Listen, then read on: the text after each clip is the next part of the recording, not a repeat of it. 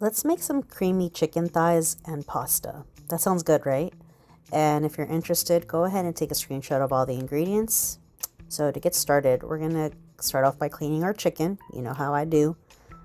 Vinegar, water, and after you clean it thoroughly, you're gonna go ahead and transfer the chicken thighs to a bowl. And you're gonna add a good amount of olive oil and your seasonings of choice. Now, for my seasonings, I used some sazon. I also added this roasted garlic and herb seasoning. I found this one at Aldi, but any similar season will be just fine.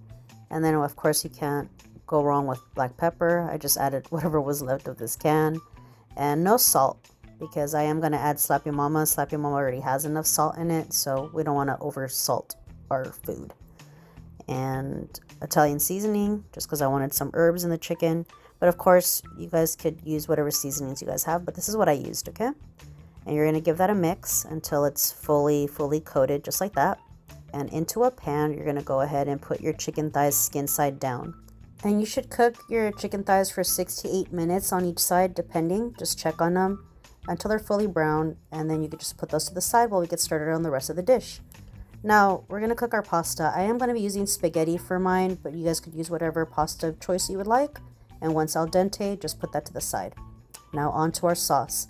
I did have a little bit of leftover cilantro and onion from some tacos we ordered the day before. And into a pan where we already cooked our chicken, we're going to add 2 tablespoons of butter, some onion, some cilantro from those tacos that I had left over.